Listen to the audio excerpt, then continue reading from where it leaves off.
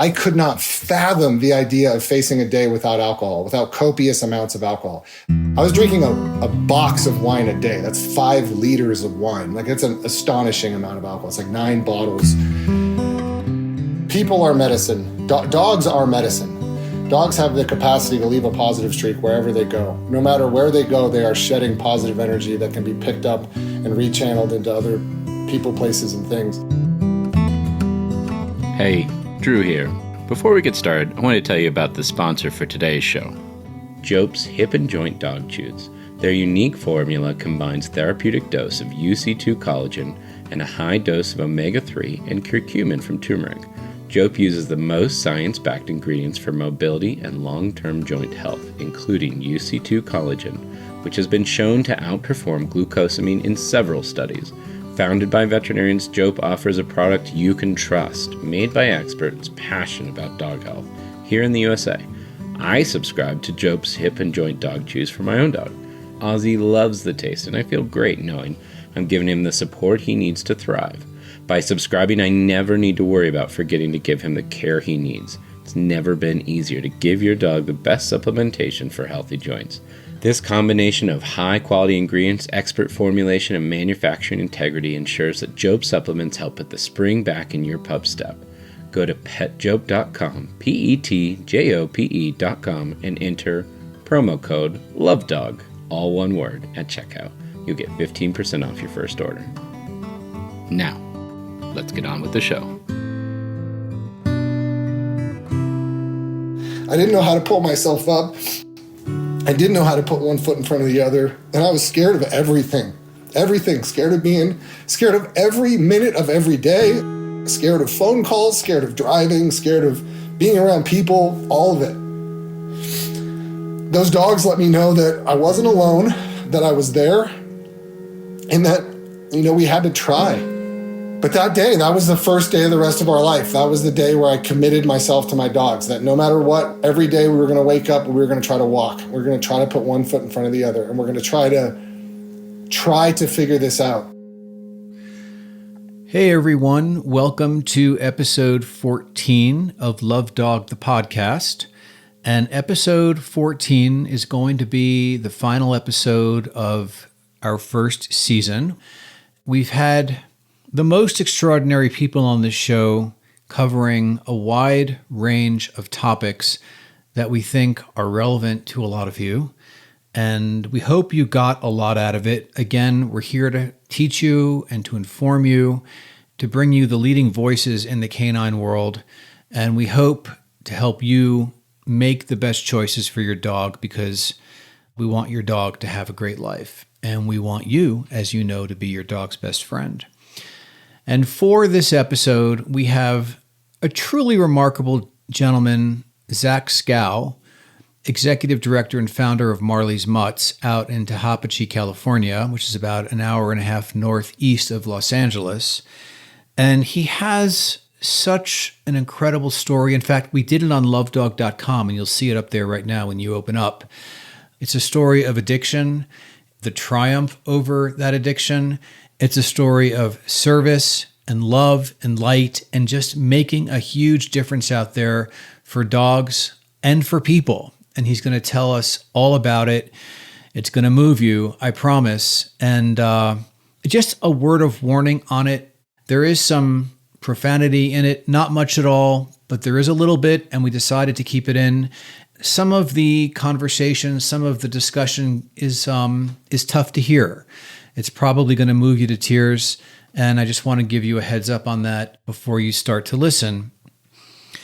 I also want to thank Drew, my co-host. Without Drew, the podcast wouldn't have happened, and without him, we would not have had the caliber of guests on that we had.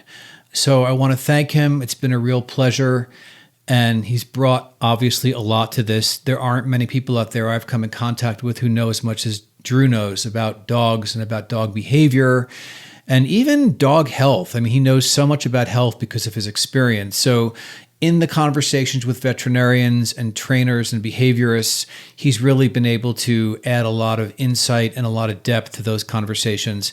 And I just want to say thank you, Drew, for being here with me and doing this. Then there's John LaSala. He came to us, I think, episode 3. He's our producer and our editor. He's the guy that makes us all literally sound good. It's a tough job, but he does it. He does it well. And the show would not have been produced to the quality and to the level it has been without John. So we thank him. And just want to tell you that we've given John a piece at the end of the show. He's just produced a 4-part series for a podcast. The podcast itself is called The Deal with Animals, and this series is called Animals of the Maui Wildfires. The damage that was done by the wildfires last August was so severe, and the suffering was so severe, both for the people and for the animals on the island. The suffering and the hardship has not gone away. It's not over yet, even though we don't hear about it in the news anymore. The rebuilding is still going on. The rehousing is going on, the rehoming, and they need help over there at the Humane Society. So there's this 4-part series about the wildfires, and you're going to learn a lot. So please stick around until the very, very end. And I'm just glad that we could do that for John and for the people that he's supporting there. Lastly, and most importantly, I want to thank our sponsors who came in with us our first year and who just believed in us and supported us, and that would be Fig and Tyler, the makers of human-grade, premium quality treats that are wonderful. I know they are because my dog Hank loves them. Also, Wonder Walker, that is the harness that we had as our sponsor. They are handmade to this day up in Seattle. Again, I have Hank wearing it, and it's made an enormous difference from the one that I replaced it with. And I cannot speak highly enough of it, and I cannot recommend more that you go over to their website and you buy one for your dog. I also want to thank Colorado Citizens for Canine Welfare, also known as 3CW. Obviously, they're right here in Colorado. They educate the public, and they advocate for the end of puppy mills. We did that episode, I think it was episode 12. Their work is incredible. They're so dedicated. The dogs that are in puppy mills suffer to such a great extent. So any work that we can do to support them is good work. And we thank them for believing in us, not only for coming on the show to talk to us, but also for becoming a presenting sponsor. That was not part of the plan, but they wanted to. They like what we're doing. And lastly, Jope Hip and Joint Chews. They are our current sponsor, and they are a supplement made with UC2 collagen with omega-3s and curcumin, and they're having great success. And all the research is now showing that the UC2 collagen is the way to go versus glucosamine. You can check them out right on lovedog.com in our store and get a discount there. So thank you to all of our sponsors. We could not have done this without you. And without further ado, let us get right into the show with Zach. Zach, it's you. There you are. How are you? Good to see you. 'Tis I. How are you guys? I think we're great. Drew, how are you? I'm really good. I'm glad to have Zach here. You know, we've featured Zach on lovedog.com, and we've had some nice chats with Zach in the past, so I'm really excited to get into his story and let our listeners hear all about kind of this transformative experiences he's had with dogs. So yeah, and this is actually a little bit different for us because so much of what we've done is medical and behavior related and a little bit less personal story oriented. And this is the show that's going to end our first season. And to have someone like Zach on, who is an internationally known figure in the rescue world, I think that's fair to say. We're just really happy to have you on. And we're just pleased that you're willing to share your story because it's so compelling. And it is a truly remarkable story of tragedy, triumph, reinvention, service, love, and light. Yeah, that's how I see it. And we're going to tell that story today in sort of beginning, middle, and end fashion. So with that, you know, why don't we start with just your life as a young boy and as a young adult and tell us some of the compelling parts about that. That's the tragic part. And that will lead us into, frankly, you being saved. Go ahead. Well, to be clear, if you're used to medical and behavior-related podcasts, this will not be much of a departure because I had a lot of medical issues and tons of terrible behavior. So I think we're spot on. As I was saying that, I was actually thinking that. Yeah. So, I mean, my life began in Hermosa Beach, California. That's where I'm from, born and raised, and alcohol, drugs, that kind of lifestyle, especially as a Gen Xer growing up on the beach, was everywhere. It was very prevalent and prominent. My parents were both everyday drinkers. So, my relationship with, if we're getting right into alcohol and drugs, my relationship with alcohol and drugs began very early. I am a twin brother. We grew up in a single household with two single moms. We lived in the same house, a couple of families on 9th Street in Hermosa Beach. And, there's a lot of incredible things I could say about my upbringing. I absolutely love being from the South Bay. I am a ride or die South Bay guy. And I love that I'm from Hermosa. I love the way I was raised at the beach, kind of the beach being my babysitter. But there was definitely social and kind of cultural elements that were pulling you into that direction of pursuing oblivion. Partying was just intricately woven into the day-to-day of anybody who's from where I'm from. And I also think, to a large degree, I don't ever really remember feeling comfortable in my skin. I don't remember... I always remember coming into groups, new situations, friendships, with my brain never slowing down, being very kind of nervous, agitated, anxious about different kinds of interactions. I could always hold my own. My mom was an executive at Disney when I was a kid, so we didn't see much of her for the first 10 years of our life. My parents got divorced when we were 6 months old. I'm a twin, so my brother and I were born at Cedars-Sinai Medical Center. We were almost 2.5 months premature, so I was 3 pounds when I was born. My brother was 4 pounds. We stayed in the hospital for several months. My brother was the sickest sick kid at the neonatal intensive care unit. There was a very bizarre situation when we were there where we received blood transfusions from a gentleman who would eventually die of AIDS. And we were born in 1979, so there was not pre-screening for HIV/AIDS when it came to blood transfusions. So for years, we would go back to Cedars to be tested, not really understanding the full picture there. Obviously, we were not infected, but that was a very traumatic beginning to our lives. My brother didn't come home, I think, for 3.5 months, and a lot of different things happened while we were there. Like the pulse oximeter was invented, the little oxygen. And when you're an underdeveloped baby, your lungs aren't developed. So the thing they're most concerned about is your oxygen. So we had these cups with needles that were taking this measurement. They'd have to run the oxygen upstairs to see where your blood was at. It was something that was very laborious and you'd have to do constantly throughout the day. And then voila, about halfway through our stay at the neonatal intensive care unit, they invented the pulse ox so that the reading would come regularly and you could adjust the dials on the oxygen machine on the incubators much more easily and help kids dealing with underdeveloped lungs survive. So that was definitely an interesting part of our life. My brother's still one of my favorite people. We're very close. We talk just about every night. We're very different people, very, very different human beings.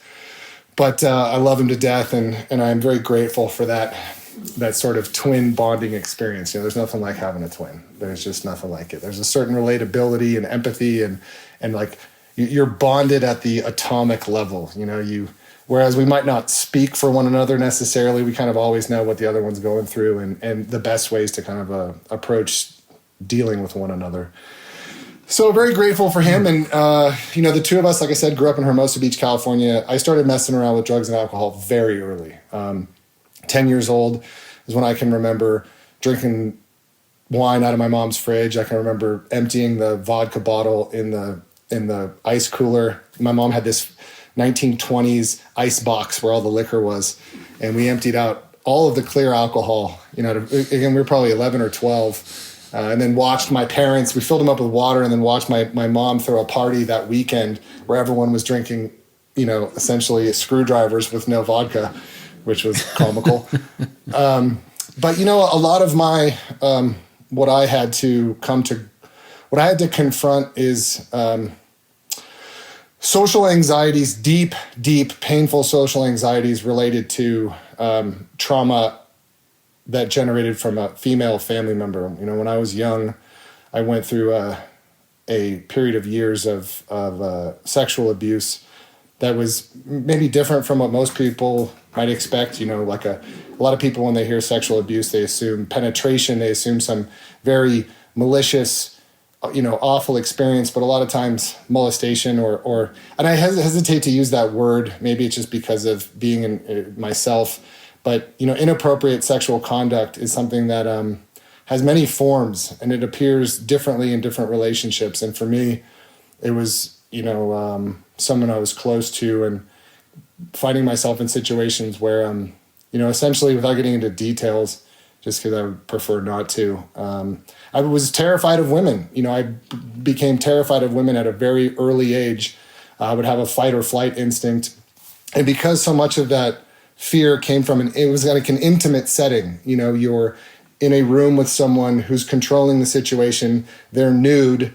It was very confusing for me. And it was very uncomfortable. At the time, I just remember it being very, very uncomfortable. When you're a kid, you don't think about the trauma necessarily. You just want to kind of get yourself out of the situation. You don't really understand adults very well or what they're doing.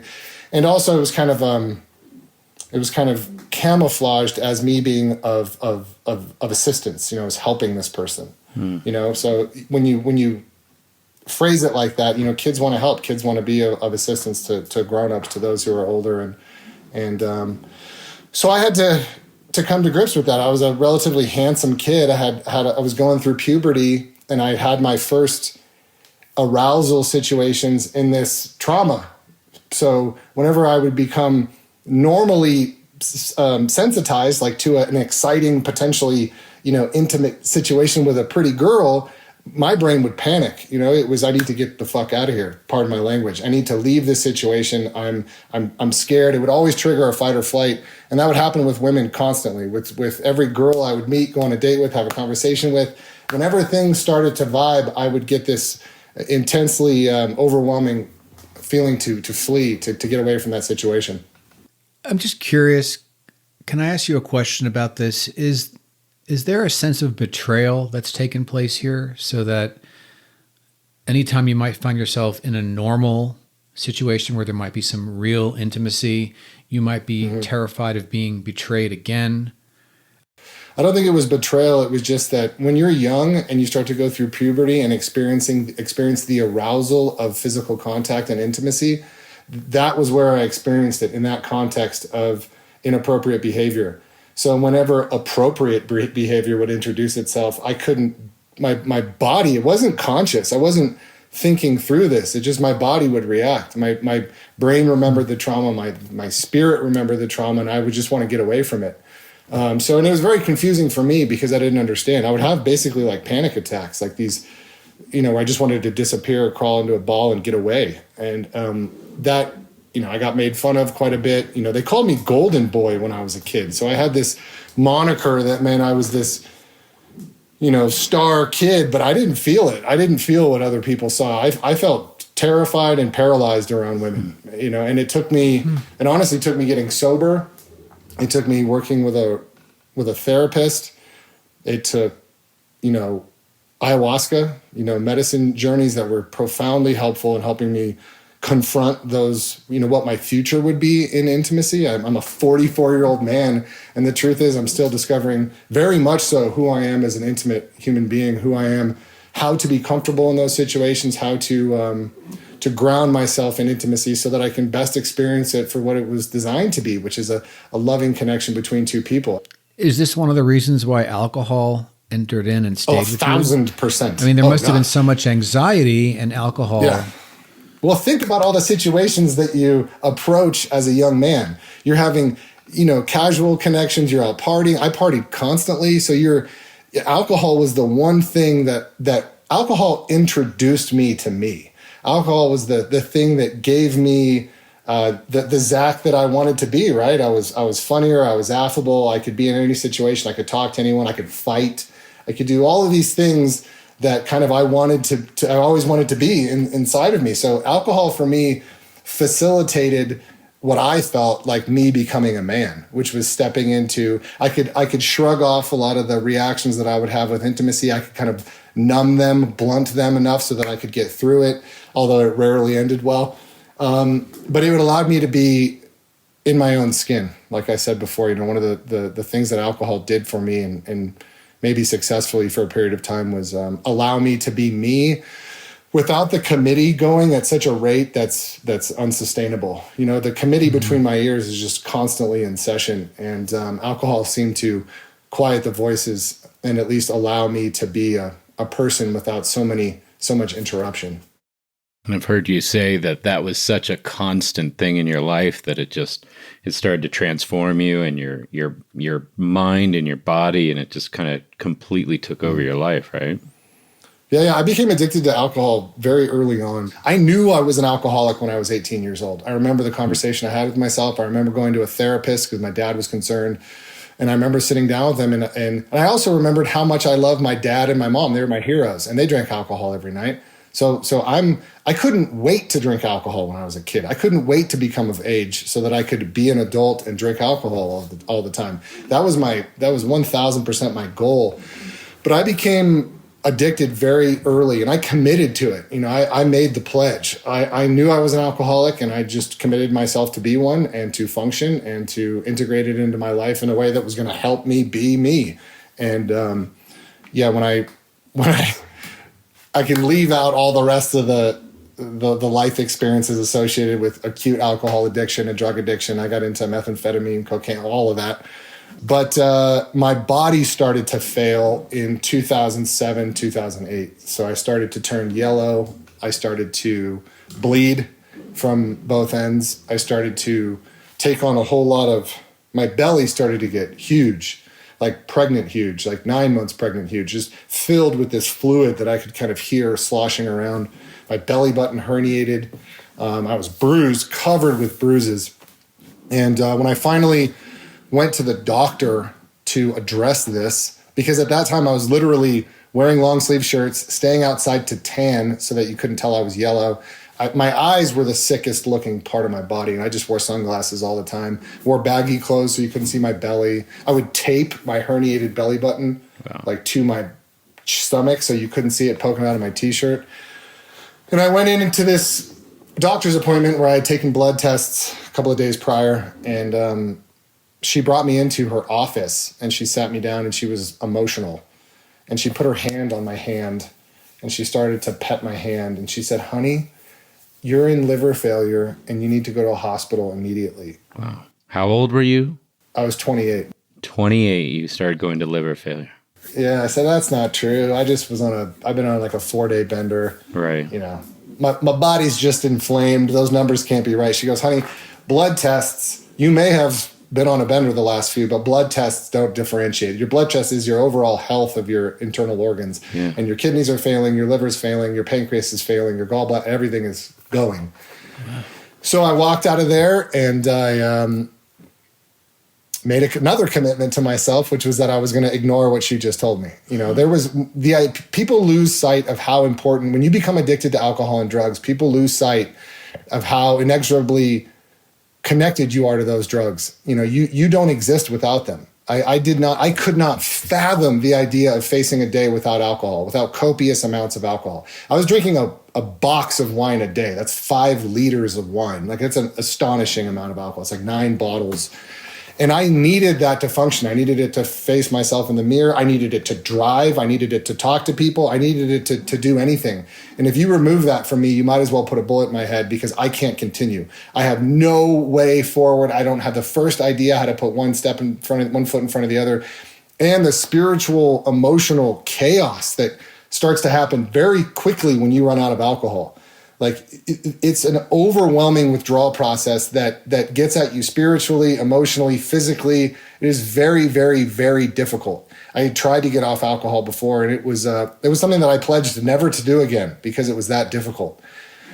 So I stayed out of the hospital for a couple of more weeks until I basically couldn't hide it anymore. I started to cough up blood constantly, and I was having preliminary, what they call esophageal varices, where a lot of people who are in liver failure, they will die by bleeding out orally So these veins, these arteries in your esophagus the blood pressure becomes so much that they rupture. And when they rupture, you bleed out of your mouth. Yeah. They'll stick a soldering iron like a soldering pin to solder them closed, to cauterize the blood closed, but that's how you pass. So at that point, I couldn't hide it anymore, and I had to come clean, and went to Bakersfield Memorial Hospital.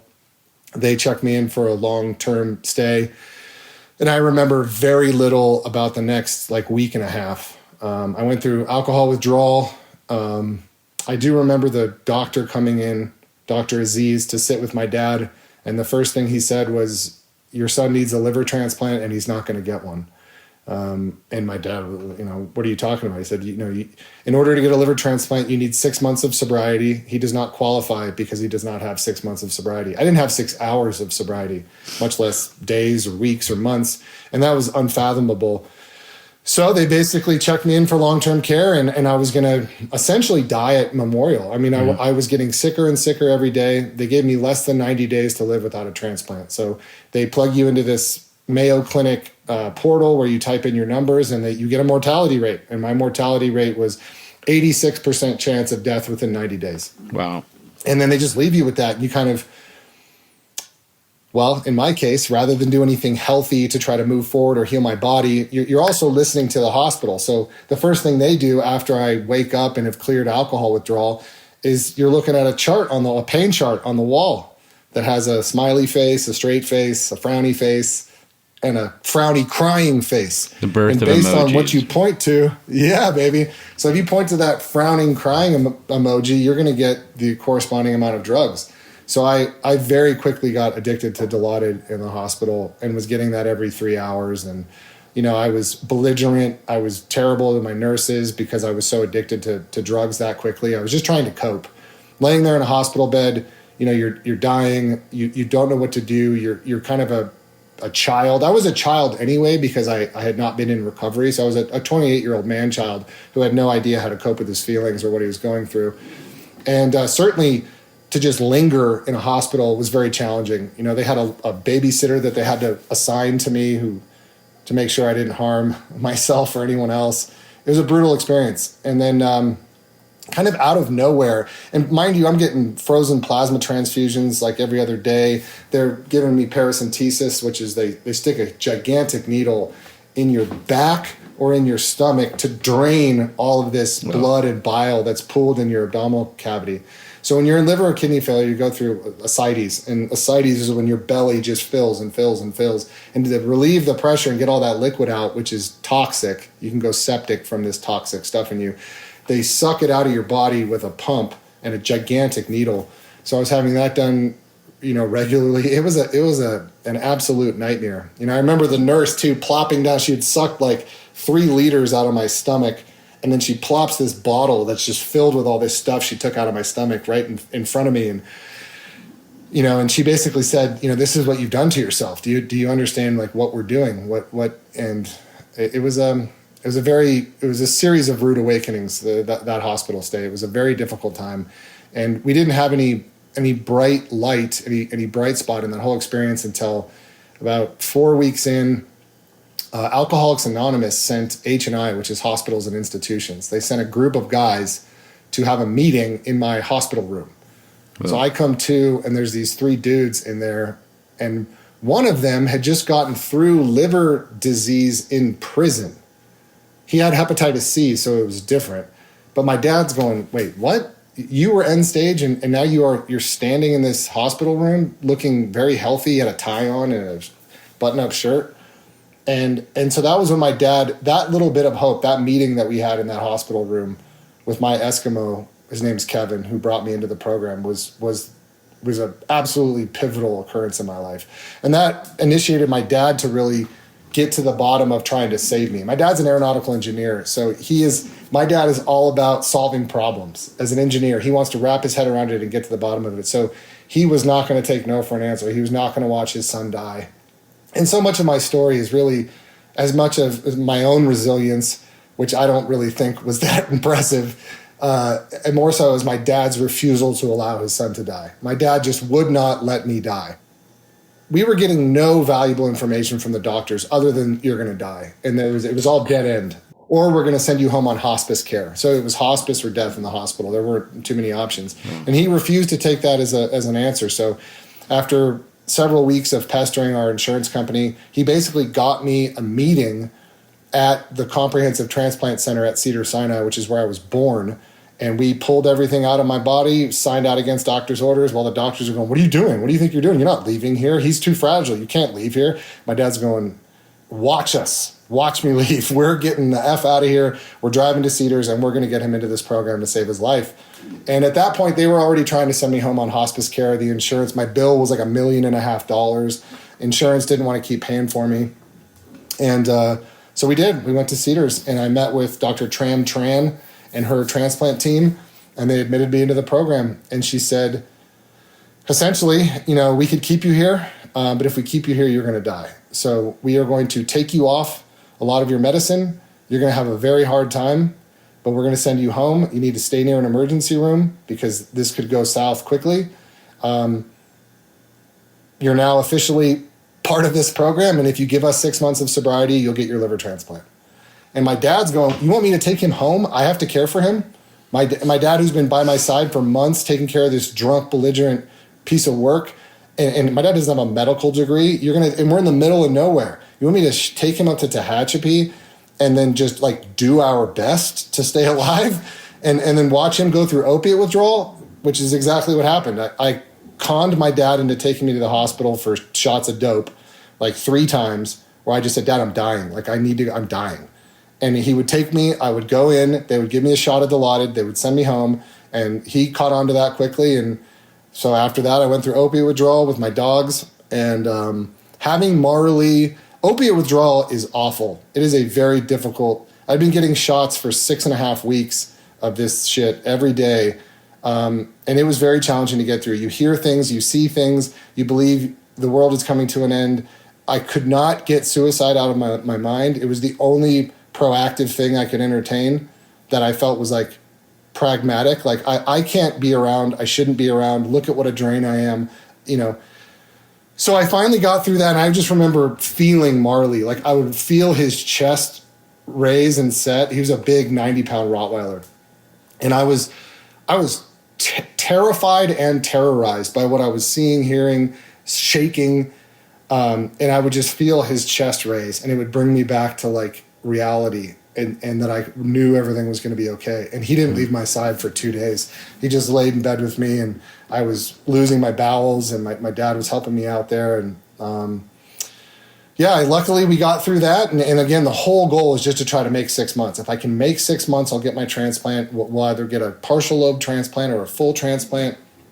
And after going through that withdrawal, man, I like I said, I was picking up my dad's gun. I was going upstairs, taking his gun out, racking his gun, taking the clip out, putting bullets in. I would sit there with his gun and just fiddle with it and think about what we were going to do. I had this whole plan that I was going to take Tug, who was my heart dog. I was going to take him up to this little cave thing that's nearby, and we were going to end our lives, and it was ridiculous thinking back on it now, just preposterous.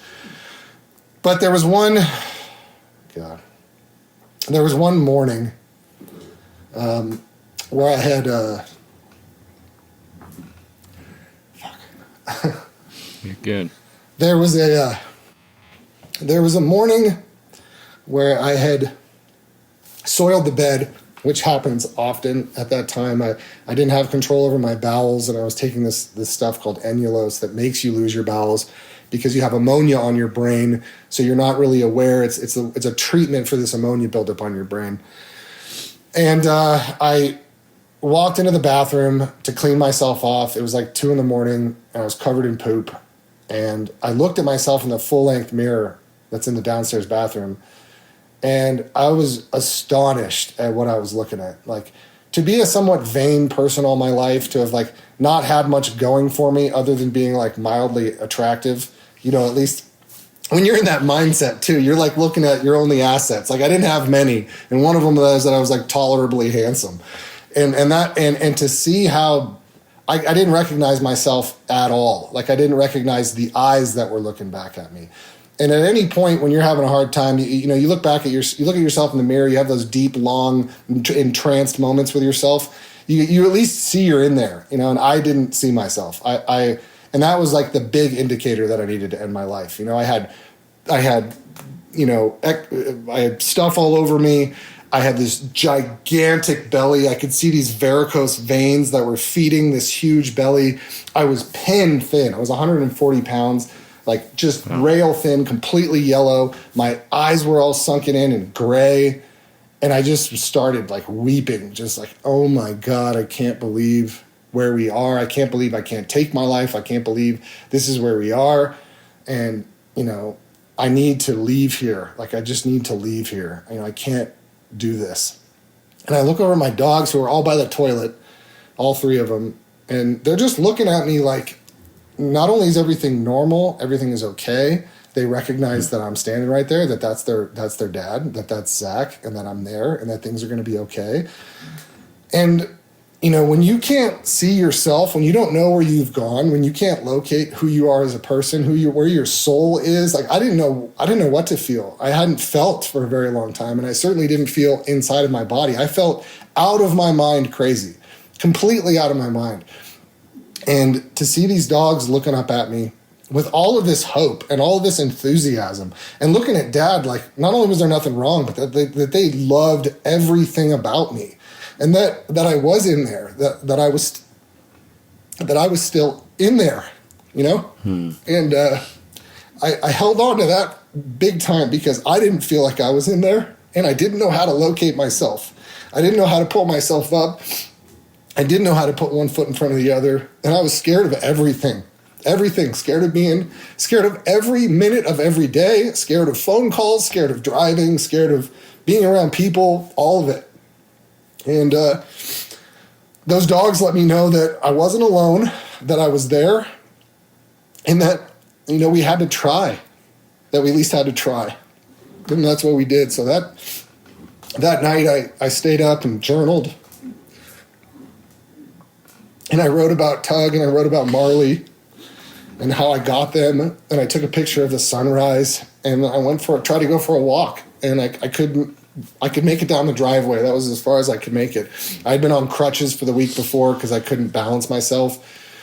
But that day, that was the first day of the rest of our life. That was the day where I committed myself to my dogs, that no matter what, every day we were going to wake up and we were going to try to walk. We were going to try to put one foot in front of the other, and we're going to try to figure this out. And I started going to meetings religiously, several a day. I had to go to meetings to qualify for a liver transplant, period, in order to prove my sobriety. And we would try to walk, 6-7 times a day, just get down the driveway and walk up the street. And believe it or not, I started to get better like rapidly, quickly. I started to lose the blood weight in my belly. I started to have more coherence mentally. I started to have some strength. Because when you're in the hospital for 6 weeks, like you become atrophied. Your body is weak. And I started to get better. And I started making these vegetable smoothies every morning. Everything changed. I changed everything about my what I put in my body, what I do with my time. I tried to change my thoughts. Like, I spent so many, like dozens of hours a day focusing on negative thoughts. And those dogs helped me. Those dogs helped me do for me what I couldn't do for myself. I couldn't find any self-esteem. I couldn't find anything worthy about myself. And those dogs gave me self-worth. And they really gave me self-esteem in action because they helped me be comfortable outside. Yeah. If I was with my dogs, I was okay.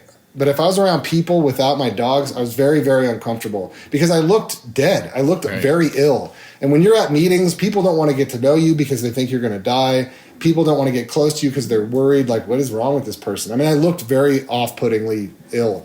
Can I just ask you, when did the dogs come into your life? Because as you were telling your whole story, you didn't really talk a lot about the dogs. But in 2008, you're 28 years old. You have 3 dogs, Marley, Tug, and is it Chance? Buddy. Marley, Tug, Buddy. Sorry. And how long had these dogs been in your life for? Yeah, so I've been a dog person my whole life. I've always had dogs. Rescued my first dog when I was 8 or 9 years old. Found him walking home during a rainstorm. And my mom picked him up, and we convinced my dad to let us take him. And adopting that dog changed all of our lives because my dad was not a rescue dog person before then, and he completely became converted. That dog was his everything. They would lay under the pool table every night, and he would do this spooning, cuddle, whisper thing to him. So I think watching my dad with that dog gave me a real insight into how to be loving and heartfelt with animals. So we always had dogs growing up.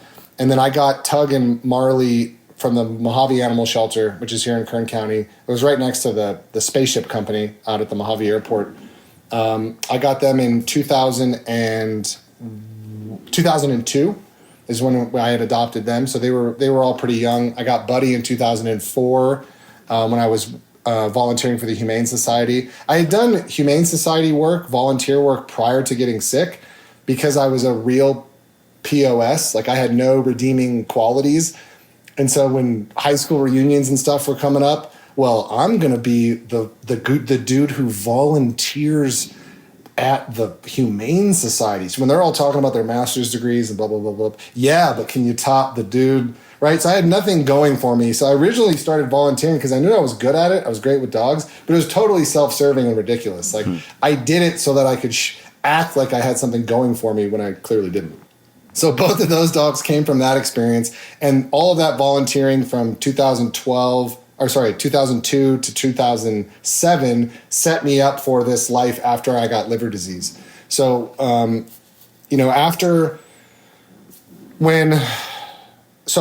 think I had a month or two sober, and I was starting to get physically much better where I could walk.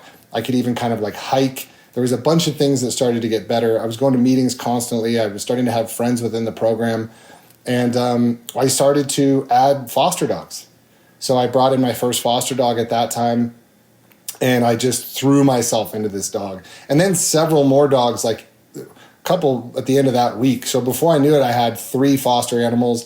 I was taking their images. I was writing their biographies, and their biographies were always ridiculous. Like there were stories about why these dogs were incarcerated. So for like peeing in public or disorderly conduct or like streaking, I would make these stories up about why the dogs ended up in the dog prison for like the different offenses. And I would put them on these flyers all over town.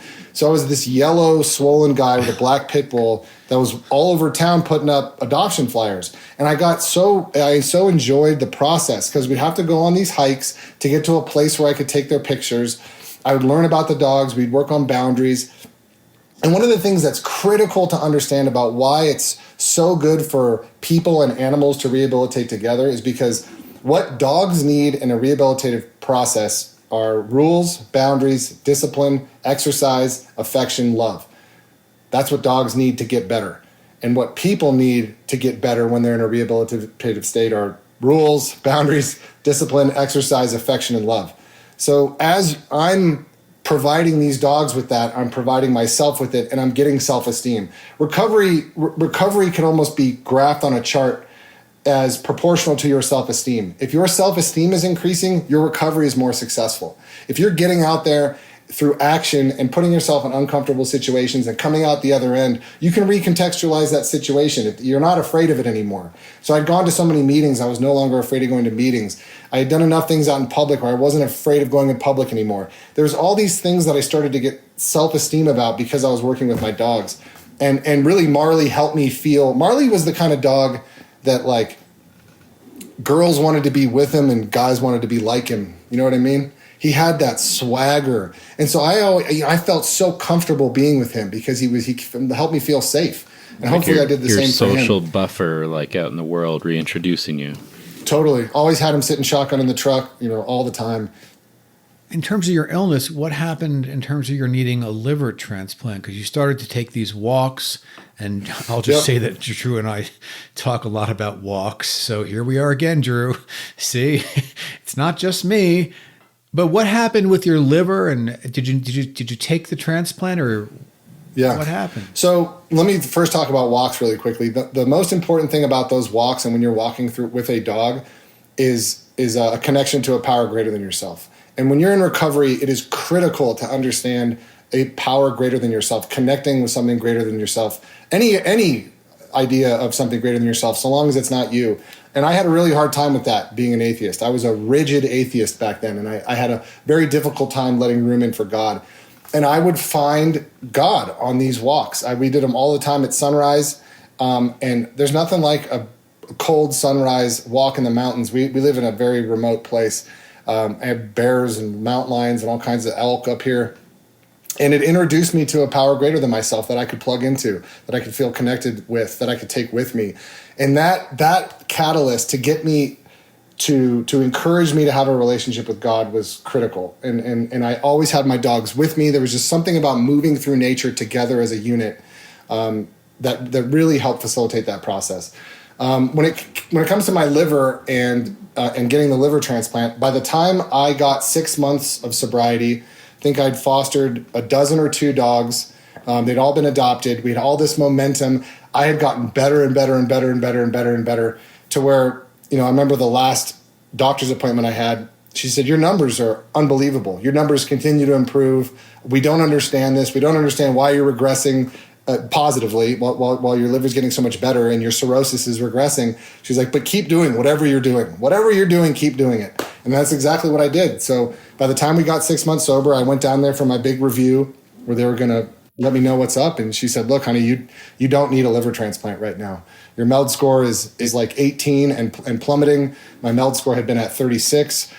She said, you don't have ammonia on your brain anymore. You're getting better. And we don't understand why necessarily. This is very rare, but it has to do with your age. It has to do with the fact that you're not obese. And, I had end stage liver failure. There's no stage after that. You die or you get a liver transplant. That is how end stage works. So to be able to make it to 6 months and not need a liver transplant was gigantic. So fast forward to now, I am still a comprehensive transplant patient at Cedars-Sinai. I go in every 6 months for extensive review, which involves like endoscopies, liver MRIs, ultrasounds, all kinds of different things. You went into that appointment thinking she was going to tell you, okay, you've had your 6 months of sobriety. Mm-hmm. We're going to take you now. Let's get you the new liver. You never expected to hear there's been a reversal and you won't be needing it. No, I mean, she let me know in meetings prior to that I was getting better, but I thought no matter what, you were going to have to replace my liver. Right. The idea of having continuing on with my own liver was not an option. No. So it was miraculous. It was and she let me know as much. She said, you're probably the luckiest person I know.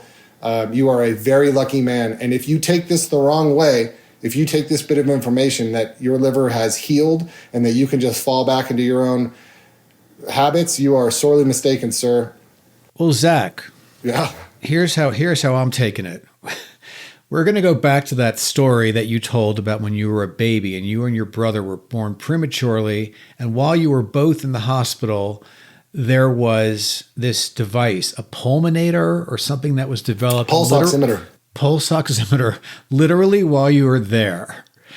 And I'm not quite clear on what that did for you, but when you were telling that story, I'm like, this guy at that moment should have known that he had a guardian angel.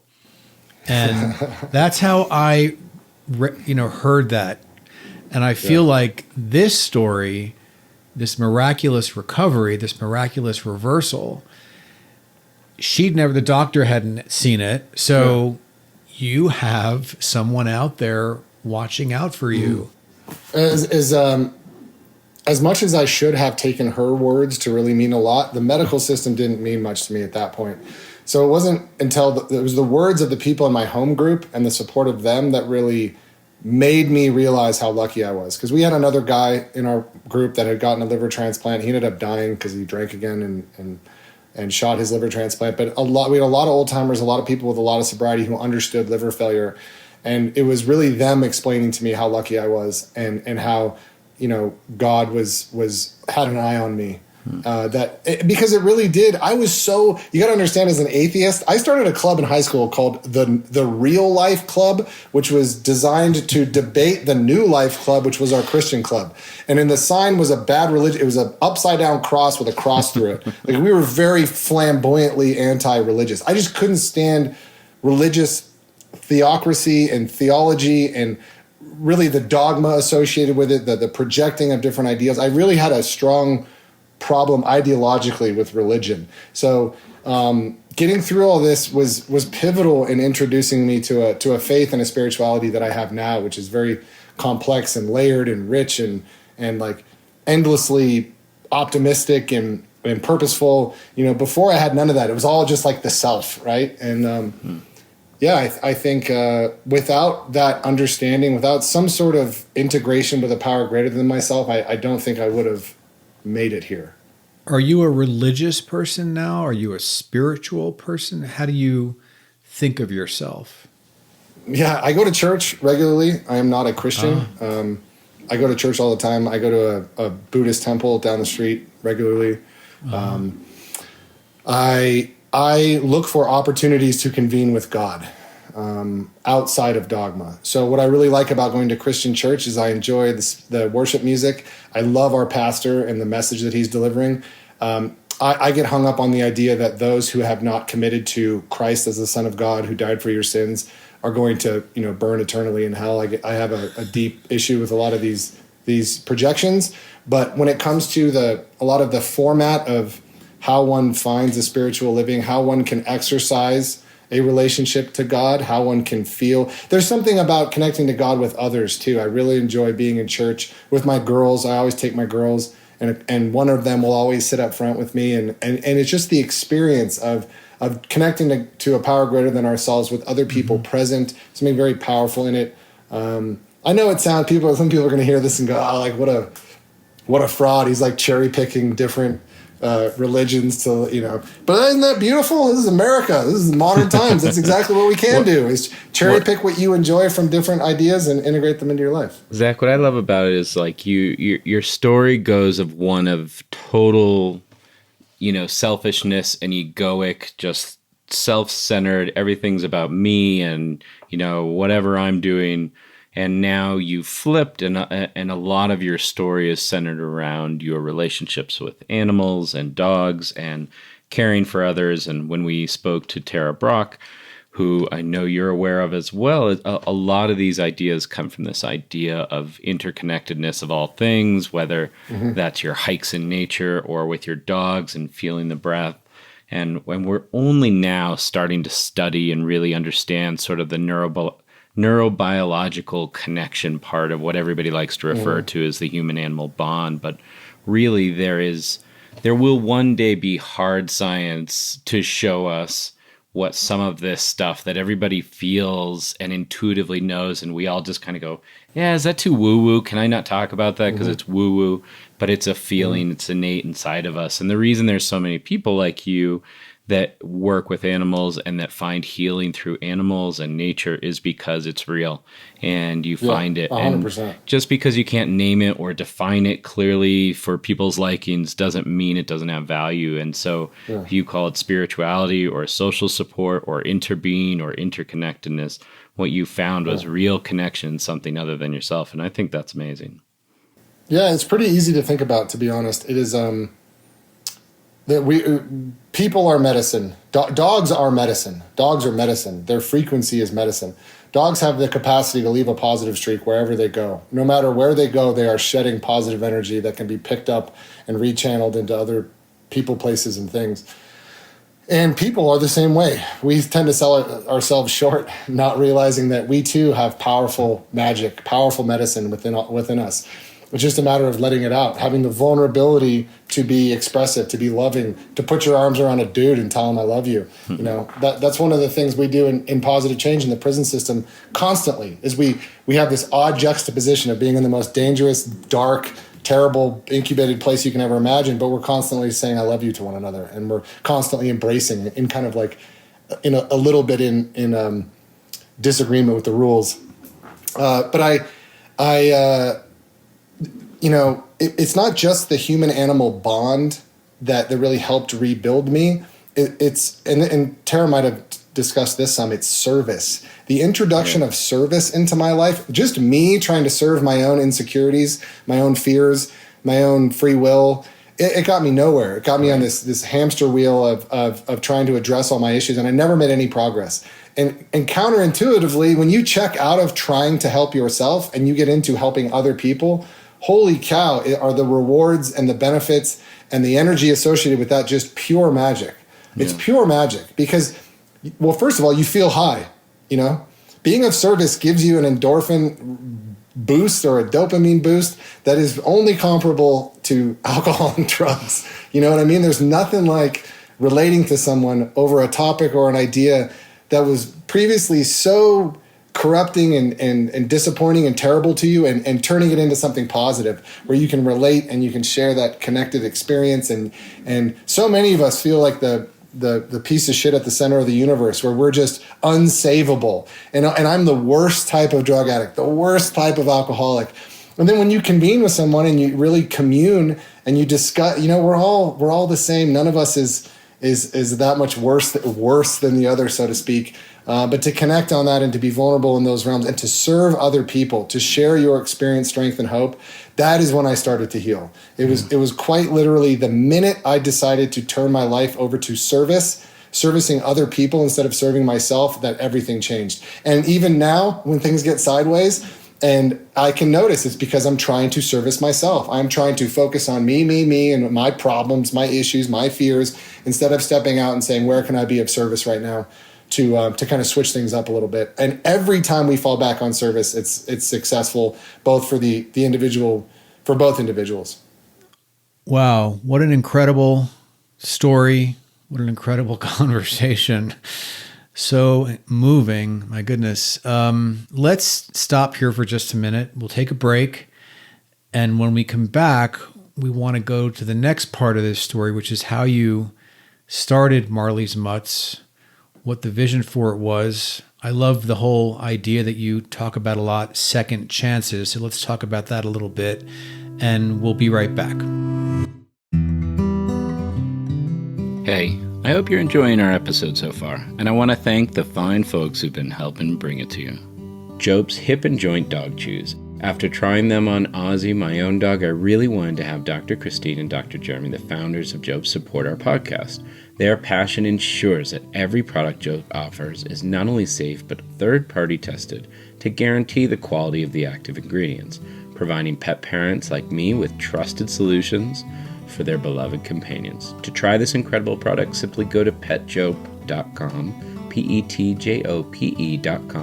enter promo code LOVEDOG at checkout to get a discount off your first order. Why did I subscribe? Because you get the best prices. I don't have to worry about exactly when to reorder, and the ingredients have proven their benefits over the long term. Try them today. Now back to our show. So Zach, you were just telling us before the break about how you found your path through healing through service, and I wanted to know, is that what kind of led you to the inception of Marley's Mutt, and can you tell us a little bit about that? Yeah, 100%. Marley's Mutts started not because of my own free will or that was my passion. It was always my passion, but I didn't think there was any career in it. I didn't think they would let, the IRS isn't going to let some drunk with a dream get nonprofit status. That's not how that works, right? There's no way. There's no way. Because I had all these folks pushing me saying, hey, this is what you should do this. And I was like, do what? They're like, start a dog rescue. I'm like, oh, you're out of your mind. What are you, crazy? And my buddy Chris helped me develop a logo. A bunch of the staff there at the hospital gave me a couple kennels to deal with stray dogs that were coming in. So they gave me some infrastructure. I had a logo. And I thought, all right, well, I'm going to give this a shot. So what I'm going to do is for the first year, I'm just going to adopt as many dogs out as I possibly can. And then I'm going to submit to the IRS for nonprofit status. We'll see what they say. So that's what we did. We just grinded. I made iron. I would buy every T-shirt out of Kmart, and I would stay up till 4 a.m. making Marley's Mutts T-shirts, just cutting out the iron-on transfers, printing them up, ironing them on. Sometimes they're crooked. I remember the first batch because it's Marley's Mutts, so they're Rasta colors, right? Red, yellow, green. Rasta, right? So I print up make 200 of these one night. I bring them into the store because they've offered to sell them for me. And she goes, oh, we love them. They're great. I love the logo. Awesome. But why are they Mexican flag colored? And I was like, oh, God.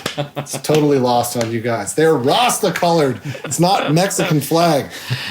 So I failed initially in my color selection. But it's better than the Irish flag and the drunk with the dream alliteration that you were going for initially. Yeah, true. Long story short, we started to get some foster parents very quickly. A lot of people, I left my number on all these posters that I had all over town, so people would contact me. We started to get fosters. The veterinary hospital is working with me wonderfully. And we were off to the races, man. I remember, and then of course everything came crashing down. I remember we had a litter of puppies came in. I had like $3,500 in the bank, which I've never had in my entire life, like not even close. And we got this litter of puppies that got parvo.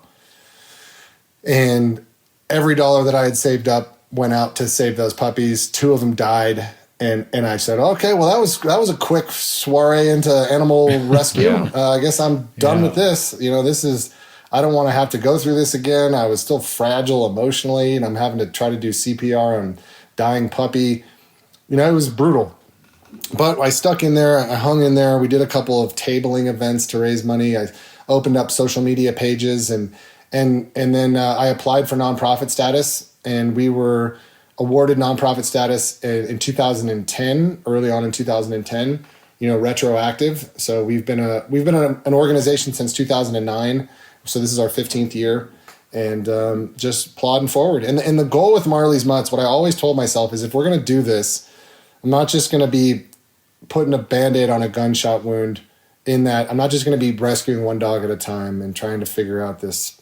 This is not going to help. We need to have proactive societal change. We need to try to move the needle in a concrete way. We need to address these things head on.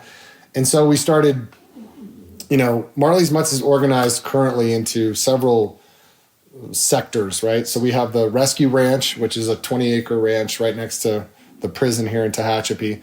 So we have between 50 and 100 dogs there, with a staff taking care of them and everything. But then we also have Miracle Mutts, and Miracle Mutts is our canine assisted activities program. So this is a therapy program. These are all certified therapy dogs. There's 36 of them, and they are visiting different nonprofits all throughout our community every day of the week. Whether that we have 3 library programs called Barks and Books at various libraries, Rosamond, Tehachapi, Bakersfield. We're going to schools. We're doing adult daycare. We're doing children with autism. We're doing finals at CSC. We're doing anything you can. Anywhere the human-animal bond can be applied for good is where the Miracle Mutts go, including schools. So we're providing this very needed cultural variable, which is education. If we don't educate our public on what the needs of animal rescue and welfare are, we're not going anywhere. So without education, without putting real resources into education, and also advocating for the human-animal bond, in that process, we're showing people, hey, man's best friend is tremendously valuable and ought to be honored as such. And instead, we're treating them like man's worst enemy, and we need to change that. And here's how we can change it. Here's the real situation. Here's what's happening in the shelters. Here's how we can change it. Jump on board. And that's why we coined the phrase the Mutt Militia, because we wanted people to get on board, become part of the solution, not the problem. So Miracle Mutts has been developing for a long time, ever since 2011. And then we also have Mutt Movers, which is rescue by relocation. So we have a large bus and a van. We worked very closely with pet rescue pilots who had a large Cessna. So we're trying to get animals out from high concentration euthanasia to low concentration euthanasia. So we're partnering with rescue groups in Canada, Montana, the Pacific Northwest to accept dogs from our county. And then there's my passion project, which is Pawsitive Change.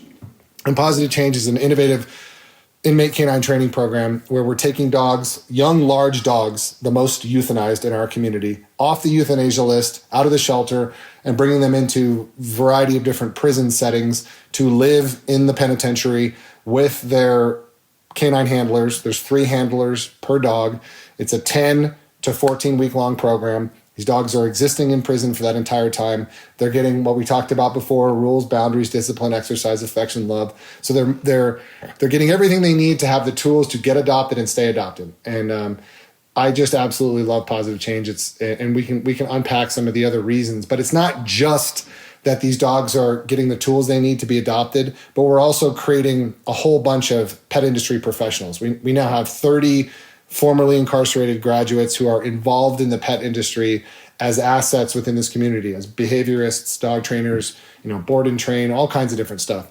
So, Pawsitive Change is one of those things that I believe, if scaled, we could legitimately fix a lot of the issues that we're facing, as a society when it comes to animal welfare and the prison industrial complex. You have these 2 enormous societal black eyes. Like, if you were to really take a hard look at America and do the top 3 most deplorable things that we're engaged in, I would probably say euthanizing 1 million+ animals it's 2 million plus, euthanizing 2 million plus pets a year and keeping 2 million plus Americans locked in the environment that they're currently incarcerated in are two of those black eyes. And so we're really trying to address both of those through this program and offer a way up and out for both of those populations. No, it's incredible, Zach. And you look at all the different impacts you're making on community with the program. And I think you're right. I mean, just sheltering in general is often one of the biggest overlooked social welfare things in communities, because those are those animals that are losing, their homes, and they need to go somewhere, and they're impacting their community, whether that's, being stray dogs or safety issues for communities or whatnot. And, people don't often think of those situations until they need to go there for something, but they don't think about supporting those institutions on a daily basis. So when you pair two high risk, two high need communities, it's win-win. Well, worse than that, though, they do think about maligning those institutions. So the animal shelter, which could be a huge part of in the equation, could be on the asset side and could really be leveraged for good. Instead, they're getting the full blame of why the situation is what it is. So rather, we as Americans like to have this binary and if the dogs are being killed at the shelter, then those are the bad people, right? They're the ones sticking needles. Right. We lose all empathy. Nobody thinks for a second there's a human being who works at a shelter, so they've already taken a hit in terms of their life. They've said, I care about animals so much, I'm going to get paid very, very little. I'm going to go to work in a very toxic environment because it's loud, it's chaotic, it's smelly. You're having to euthanize dogs. We've lost all empathy for these folks. And how on earth are we ever going to attract the best and the brightest to join this community if we're just alienating almost everyone who joins that community? So, what I've seen over the last many years is that we have a very small pool to draw on in terms of shelter workers, because our culture likes to alienate and malign shelter workers as the problem instead of alienating our culture, who are bringing the dogs through the front door. They're coming in the front door. If they keep coming through the front door and they're not getting adopted, guess what? You run out of space. Something has to happen. Right. You run out of space. It's simple math. But we'd rather target the shelter director at this place or that place. And it really is beyond me how little compassion and understanding so many loud voices in the animal welfare community have for shelter workers and those who take care of our abandoned pets. No, well said. Let's give Zach the opportunity right now, I think, you can tell our listeners where they can go to donate, because I imagine all these NFPs need money to make all this stuff work. Yeah. Sure. Best place to get involved with Marley's Mutts, whether that's to give or sign up as a foster, is marleysmutts.org. Just MarleysMutts. We're on Instagram at Marley's Mutts, at Pawsitive Change Program. That's PAWSITIVE. I'm just at Zach Skow, ZACHSKOW. You can find me on Instagram.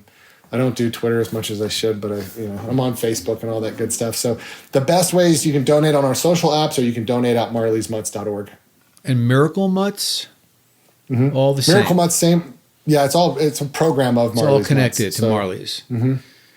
All right, cool. Because really, if you think about it, let me just back up for a quick second. So much of what we have going on are these spearhead nonprofit organizations headed by a human being who says, you know what, I'm going to make a difference. A dog has made an impact in my life. I'm going to go make a difference. Or a cat, let's go do this. And they formulate these small, organizations, and they're doing their best. But and they're doing a great job, and they're well motivated. And I love everyone who's redirected their life to be of service to animals. But we don't have this sensible approach that is a pragmatic equation that we are looking at. What are the variables that lead to massive shelter euthanasia, and how can we address those variables? Instead, we're just cherry picking one dog at a time out of the shelter, hoping, instead of massive spay and neuter programs, massive education programs, we really need to leverage ourselves in this. We need to make spay and neuter sexy again, which may never happen, but we need to nonetheless have people understand that spay and neuter is the path forward. Adoption is the path forward. Yeah, you talked a lot about the parallels between some of your programs, the people that are attending, so the incarcerated people that are, a part of your programs in the prison, as well as the animals, and they have those those similarities of being kind of thrown away by society and overlooked on a regular basis. And, really, it's such a incredible program, Zach, because it's the definition of basically social support theory, where you're providing those social supports both for the animals who are at high need, high risk, and these people who are being overlooked and don't have self-worth and who aren't seen as society as being valuable, and they're providing value to each other and in turn maybe providing value to their community around. It's really unfortunate. I mean, we as a nation actively seek to throw away discarded people and pets. We get an idea in our minds that maybe this person, maybe they shouldn't be part of our society, so we're just going to throw them away. We're going to lock them up, throw away the key. We're going to incubate them in an environment that is so dark and so negative that it would take a miracle for you to exit that environment and not be worse than you were when you came in. Instead of looking at it as, is this a person, they want to say this is an evil person, we need to keep them away from us. And what I believe is there are traumatized people, there are injured people, there are hurt people, there are scarred people who need healing. They need resources. They need to get better. And the worst thing in life is wasted talent. And what we're essentially doing is wasting generations worth of talent, locking them up in institutions, making them worse, ejecting them back into society to create more crimes and more victims, and then sending them back to prison. We have lost our empathy when it comes to incarceration and the human beings that are incarcerated. And what I've discovered working in prisons for the last 9 years is just potential, is empathy, potential, and a tremendous amount of individuals who violated their ethical parameters as youth, which all of us have done. Every single one of us, I don't care who you are, you've done it dozens of times, you've maybe done it countless times, and these people have too. And so do we just want to lock them out of our society, throw them away, and never utilize them for good ever? Absolutely not, man. These men, women, and children have a tremendous upside. And if we would, I have a tendency to view people as children, to try to contextualize them as kids, because then we can focus on their potential and what they've got to offer.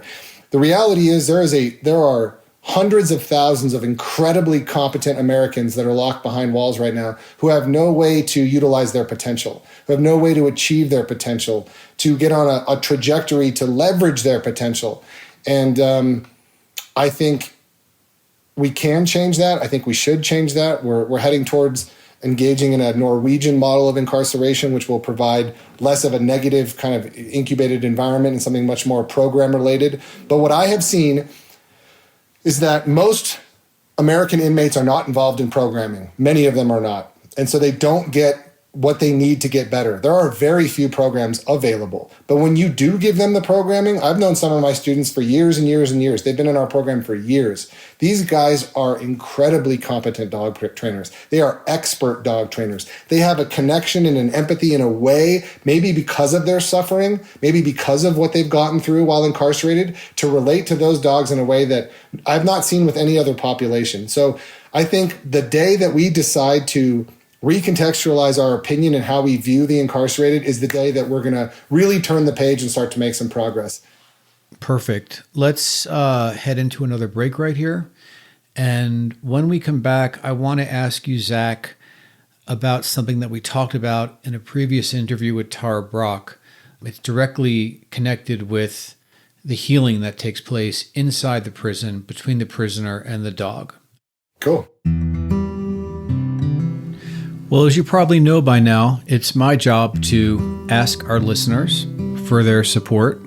And the way I do that is to first say thank you for listening. And then I'll tell you a few different ways you can support us. This is a different case because we have such a special guest on today, Zach Skow. And he does so much incredible work for shelters, and he's talking so much about shelters, and he's going to talk more about it when we come back. If you can pass this along to your local shelter, that would be amazing. They may want to listen to it. They may want to pass it along to people that have adopted out or send it onto their mailing list. So that would be a great way to support us, to support them, and to support the work that Zach is doing. Also, if you're enjoying the show and you think someone else will, a friend, a family member, word of mouth is always the best way. So just tell them, send them a link, let them listen. That would be huge. You can follow us on Instagram. Our handle is Love Dog News. And you can follow us on your favorite podcast app. We're everywhere. Apple, Spotify, Amazon Music, Google, Pocket Casts, Outcast, you name it, we're there. Follow us, leave a comment. That's always great. Anything else you feel like doing, we'll take it. So thank you, and let's get back to the show. Okay, we're back. And what I was referring to right before the break was in our interview with Tara, we talked about this story, which I love because it moved me listening to her 5 years ago. It really struck me. I froze when I heard it. And it's just a story about a monk, and he was working with some of his students, and he looked at one of his students in a certain context of the conversation taking place at the time, and he said, "What are you unwilling to feel?" And of course, if you really think about that, there can be breakthroughs right there, because especially with the prison population, especially with the disenfranchised population, there's so much repression that's gone on, and there's so much anger, and there's so much guilt, and there's so much worthlessness, and there's low self-esteem. All of these things, there's trauma, there's so much healing, and there's so much feeling, that needs to happen for these people. So, and then I told the story of how, many of us take therapy dogs into classrooms. You talked about libraries earlier. They take them into classrooms, and these kids that are afraid to read in front of adults, or these kids that are afraid to read aloud to their peers, bring a dog in, and all of a sudden the inhibition goes away. That's exactly what Barks and Books is. Yeah. Oh, the fear goes away, and all of a sudden the children start to read aloud to the dog. And they don't feel judged. It must be wonderfully freeing. So, I mean, you can only imagine if you were to pose that question to a prisoner, what are you unwilling to feel? I mean, I can't even imagine the material we'd get, but it must be incredible. And in some cases, very heartbreaking. So you bring these dogs in, they're going to be euthanized. You get them, you save them. They need some rehabilitation. The dog, have been traumatized, and you put the two together, the human and the dog, and a journey begins. And I just want you to talk about that a little bit. I want to hear what you have to say about that. The process of rehabilitation with shelter dogs in prison is magical from start to finish. You are bringing in dogs that lack, oftentimes very young, so they lack the skills to be crated, to be on a leash, to sit, lay down, walk on a leash, all of these things, right? So they're coming in usually very bare bones. And our students, especially if they're new, are coming in very bare bones. Some of them will have been on a level 4 yard for most of their incarceration, so they've not seen a dog in decades. The majority of our students have been involved in loss of life felonies, so they are serving very long prison sentences. Some of them who are my age, 44, have been incarcerated for more than 2 decades, sometimes 3 decades. So guys who are relatively young but who have known only prison for most of their adult life. And I would say the first aha that happens with our students is the idea that someone believes in them to take care of this animal. There's these people, these Marley's Mutts people. They're going to give us dogs. They're going to bring dogs in here, and they're going to trust us with them. We're not trusted with anything. We can't be trusted with a pen that has metal on it. We can't be trusted with paper that's too thick. We can't be trusted with, plastic cups. Wow. We can't be trusted with any of these things. So the first demonstration of trust, because that's what you need to move forward in any relationship, is trust. So the first thing we want to do is say, I believe in you. I trust you to do this. And that's kind of the narrative that I'm talking about all the time. That's why I'm so affectionate in there. I am their big brother. Every one of them. Every single one of my students, I am their big brother. I'm here to understand how they're doing. Really, how are you doing? I'm there to listen to them. I'm there to cry with them. I'm there to talk about drugs, alcohol, life, all of these different things. I'm a non-judgmental supporter. I'm like a ruthless advocate, you know, and I'm very affectionate in there. And one of the coolest things about because what Gus told me last week, he's one of our mentor trainers at Tehachapi State Prison. He goes, boss, they all call me Big Bro or boss or Big Bro. Big Bro, you know, we're not rehabilitating in here. We are reforming in here. And they really believe that. They're reforming who they are as human beings, reforming who they are as people, reforming how they think, the thoughts that they allow into their brains, you know, what they do with their time, what they do with their actions. So, the first step is to let them know that you believe in them. And everything's very structured. So we go in once a week for 3 to 4 hours to teach the curriculum. There's homework involved in this curriculum. It's a lot of dog psychology. So it's this idea that whatever you're experiencing emotionally and energetically, you're going to transmit through that leash and by proximity. So you have to be as accountable as possible, 1,000% accountable for what you're feeling and transmitting through that leash. And if you're not ready to take that step, pass the leash off to your teammate. Breathe into your belly, write down what you're feeling, write down what you're experiencing, identify your emotions, write them down, take the power away, right? So that you can be what you need to be for that dog. Because what they want to do and what their goal is not to understand how to get a dog to sit or how to stop a dog from barking or shaking or being nervous. It's to understand why that dog is barking, shaking, or nervous. It's not to get him to stop. It's to truly empathize with what that creature is experiencing in its life, and its ultimate empathy. But also in that moment, you know, each moment brings out something, and it's to understand what the dog's experiencing. I think what you're saying is in that moment as well. Mm-hmm. Yeah, definitely. And, you know, it's revelatory for a lot of reasons too. The California state prison system is very rigidly segregated. It's the most racist place you can possibly imagine. You know, whites, Northern, Southern Hispanic, blacks, others, you know, you're not allowed to interact. You're not allowed to eat food together or trade, or, you know, you can't sit together in many cases, depending on the yard that you're at. Everything is controlled by the gangs within the prison system. So everything is controlled within the gang structure and the racial structure. And you have to identify with your race, you know, your car while you're incarcerated. So, and if you can imagine being involved in that for decades and then being released on the street, it's hard for people to get used to interacting with someone outside of their race when they get out of prison. I mean, I'm not saying that you can't interact, but it's very surface level interactions. You know, you're not allowed to have do business, so to speak, together, or eat together, things like that. So we have 3 students per dog, and they're always paired outside of, you know, racial lines. So guys are we initiate this relationship where you have to get along for the sake of this animal, period.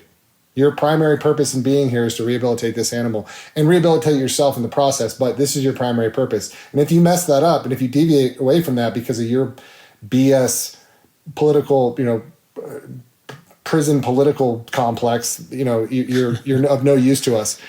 And so there's this real affinity that guys gain for one another, and this real interesting sociological experience that guys get through becoming brothers with people outside of their race and outside of their gang. So our guys are brothers. We are a pack. Make no mistake about it. Like, we did a pack walk on the yard last week. We brought horses in. So we had 2 therapy horses in there and all of our dogs. And when our 24 students are walking around that prison yard with all these horses and these dogs, we're a pack. We're a real unified pack, and it feels like that. And we're all emotionally available to each other for the most part too, which is very comforting and uplifting. And so I think ultimately what the dog provides our students in a prison setting is a path home. It's a path home. It's a path towards accountability, and it is a way out of the toxic nature of the prison politics and how powerful that is. And it's a way to get yourself into programming, jettison all of that negativity, or as much of it as you can, and really hunker down and focus on the dogs. And people doing time in the Positive Change program do an entirely different type of time than people outside of the dog program. So they start to connect with these people trust me to handle these dogs. And ultimately, I'm doing some good. That's the service thing. Oh, 100%. And they open up and they begin to see themselves differently because they're not bad. I'm glad you brought that up. They do. They redefine who they are to society. You know, they've been the scourge of society for so long, to their families, to whomever, and to really do something positive is hugely important. One of the, I'm not sure if I shared this with you guys or not, but I had a student, this was after our first year. He came up to me and he shared a letter that was from his daughter. She wrote it when she was 9 years old. He was newly incarcerated on this term, on a 9-year term. Oh, and it was the worst. It was a picture of a mean dog, which was him, and then a picture of a really nice dog, which was her new dad. Yeah. So the purpose of this letter is to let my student know that his daughter doesn't want him in her life anymore, and that she has a new dad. Wow. And I'm reading this going, oh, this is the most brutal thing. And the fact that the metaphor was a mean, snarling dog that was dad, and then a friendly dog was the new dad. I go, Todd, why are you sharing this with me, man? This is awful. He goes, no. This was 9 years ago. I just got a new letter from her. So she disowned him. They didn't talk. She, no dad. And then when she turned 18, she sent this letter, and it says, you know, Daddy, it's so-and-so, and I just wanted to say I saw you on the Pawsitive Change Instagram page, and I saw you training the dog Reno, and I want to know all about him, and please tell me about, I can't believe that you're rescuing dogs in prison and that you're training dogs, and please tell me about Reno, and maybe we can adopt him, and basically I want to be your daughter again, and I'm so proud of you. You know, something that, because a lot of these people don't see their loved ones who are incarcerated. They're out of sight, out of mind. There's no social media for the incarcerated. So, bringing the families together over their loved one and reconnecting them there is hugely important. But definitely what you said, self-esteem, recontextualizing who they think they are. They think in many cases they're this enormous POS with no upside. And we're here to tell them you absolutely are not. You need to shake that off as an identity, and you need to step into this new identity, which is a person with tons of potential, with a capacity for compassion and empathy and connectedness. And again, I believe in you. So just like we talked about self-esteem being such a critical element to this, it's really all about self-esteem, getting out of your comfort zone too. There's a lot of that involved in the program. You're getting up very early. You're working with other people. You got a lot of things you got to do also. And then the sobriety element of it is huge too, because when we talked about with energy, when you're not sober, the energy you're transmitting, that dog is 1,000,000% aware of. Yeah. And so we'd have other guys in the program, as well as ourselves, many of us are in recovery, basically say, if you are using, and you're going to get yourself kicked out of the program because the dogs are going to let us know. Yeah. Well, I like the word you used before, reforming. So I think the name of your book, Zach, is going to be Radical Reforming. You know what I love, Zach? Like, this whole story starts with you, and you're drowning yourself in booze and drugs because you didn't have self-worth, and you didn't see your own self-worth, and you were running from basically feeling those big feelings. And you said, alcohol was the first time you let yourself feel like you were that person that was inside. And then, through feeling worthless and seen by dogs, and them making you feel like you had worth to give to just those dogs in front of you, you've built these programs where you're now helping so many people that society and who themselves don't see their self-worth, and you're magnifying it, man. You're giving it to them. You're giving it to the dogs who need that.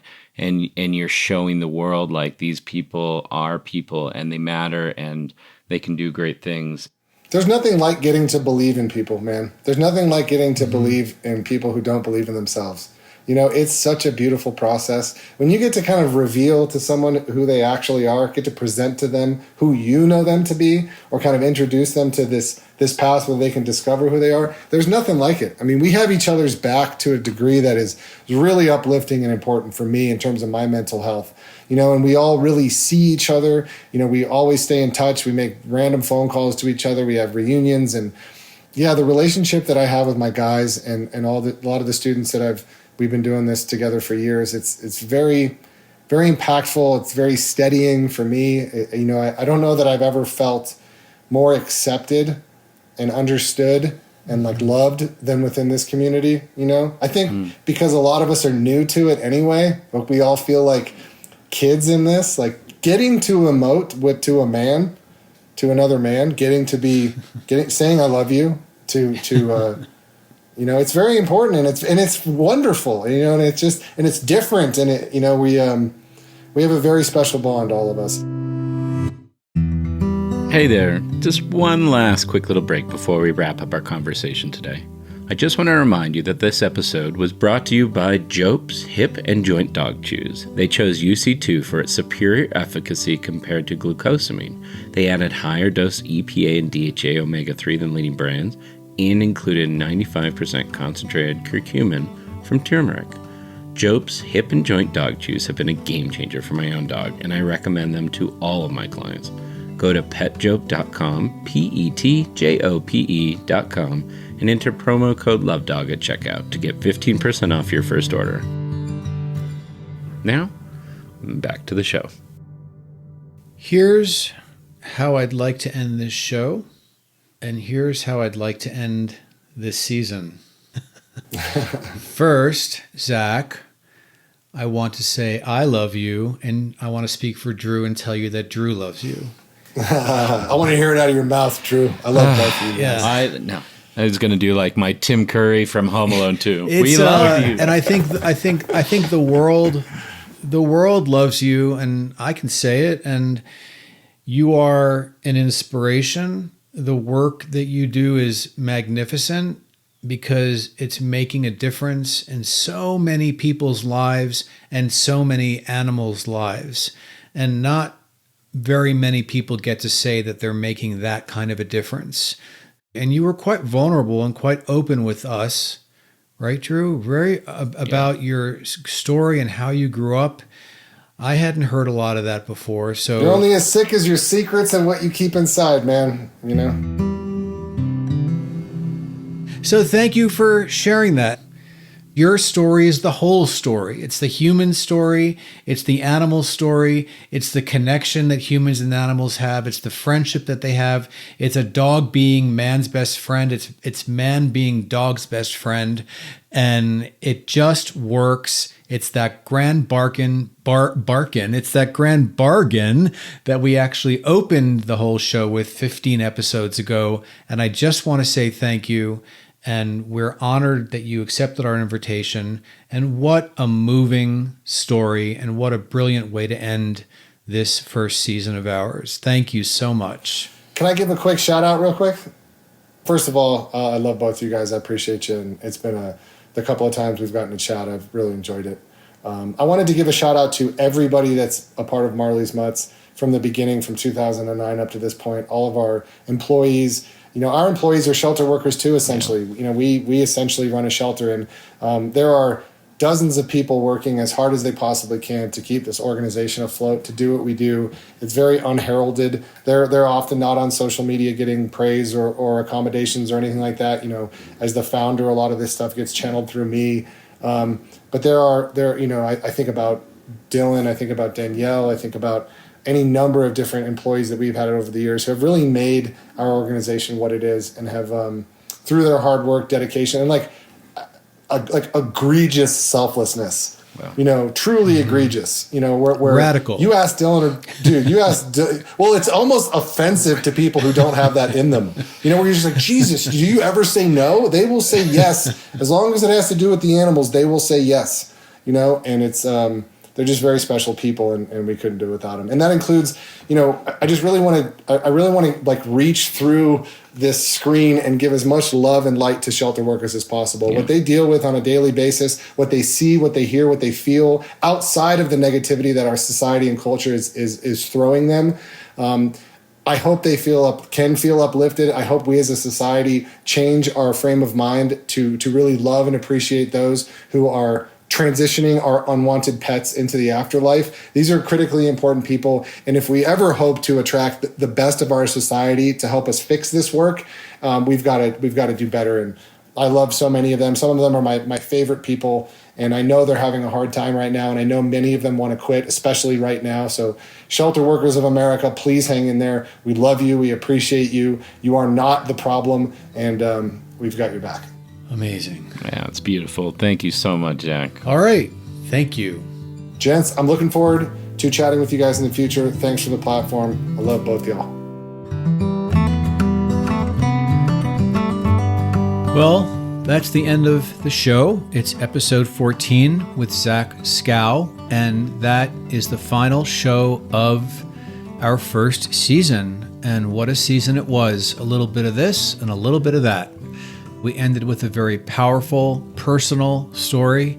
I couldn't have asked for anybody more remarkable than Zach Skow to come on and share his story and be vulnerable with us and just speak to us from the heart. Drew and I want to say thank you for listening, for following, for participating, and for being a part of our first season. You know, the entire value proposition here, the whole purpose of the show was to bring the experts on, leaders on, influencers, anybody who could help you understand your relationship with your dog better, help you understand your dog better. You remember those episodes we did with Kathy Murphy where we actually talked about dogs' brains. So we did the very best we could to bring you some great information. We've got a lot more planned, and we just want to thank you for listening and being with us and supporting us and spreading the word. It's been a really wonderful experience for us. I've learned a lot, and I hope we've passed along some good information to you.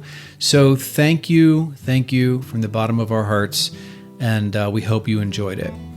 And just stick around for a little bit longer because our editor and producer, John LaSala, is now going to introduce a trailer for the podcast that he's just edited called Animals of the Maui Wildfires. It's a few minutes long, but it's for an amazing cause. Those fires happened last August in Maui. It's hard to believe. It seems like forever ago. But there was enormous suffering among the people on the island and among the animals. So stick around, listen up. It's a few minutes long, and it'll be worth your time. Okay, we will see you again. And as always, I will sign off by saying happy howling to you all.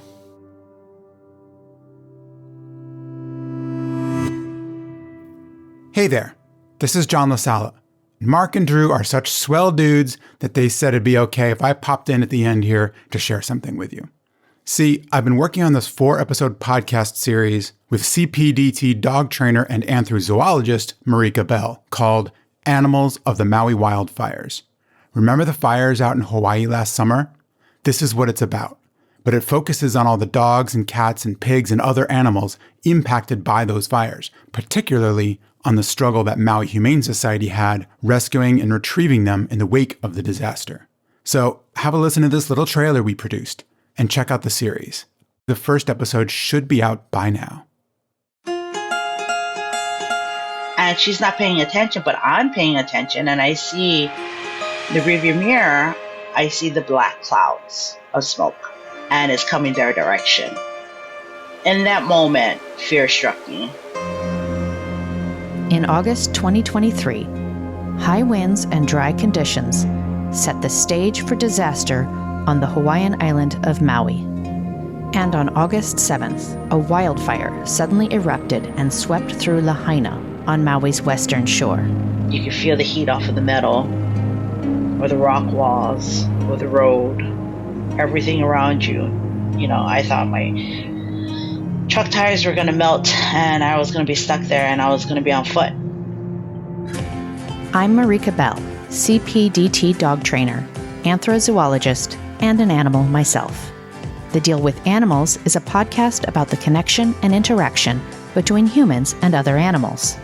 However, this series is going to be something more. Like, I honestly still have a lot of survivor's guilt, and I have remorse for seeing some of the things that I saw out there that I didn't intend to see. I should have just left the door open. Like I should have done this, but disasters are very complicating. 2 months after the island-changing wildfires, my family and I visited Maui, So of course I reached out to Maui Humane Society and asked if we could talk. This podcast series is a result of that conversation, which led to 4 other conversations with staff of Maui Humane Society. I felt it was my job to listen. I felt that if I was going to be the person that was going to be communicating the needs of the organization, that I needed to communicate the hardship that people were feeling inside of that. After that first conversation, I knew this was a bigger story than I could tell in 1 hour. It needed more context, it needed more voices, and it needed to have a purpose. And even though we are an organization, like really each department is just made up of 1 or 2 people or 5 people at the most, like serving our whole island. Serendipity, intuition, everything just came into play, where the more I was involved, the more I felt called to stay. We're releasing this trailer 2 months before the first anniversary of those same wildfires in Lahaina and surrounding areas. And over the next 2 months, The Deal with Animals will be running a fundraiser to benefit Maui Humane Society and all the work they do and have done for the animal community of Hawaii. Our goal is to raise $10,000 by August 8th, exactly 1 year after the wildfires. To donate to this fundraiser, we have a special link on our homepage that will take you straight to Maui Humane Society's donation page set up just for this fundraiser. So yes, all of your money will be going straight to MHS. Follow The Deal with Animals now, wherever you listen to podcasts, so you don't miss a single episode. Join me as we ask the question, what's the deal with the animals of the Maui wildfires? The fire burnt so hot that it even melted asphalt, and we could see paw prints all over the place. These animals went through hell. Subscribe and donate at thedealwithanimals.com.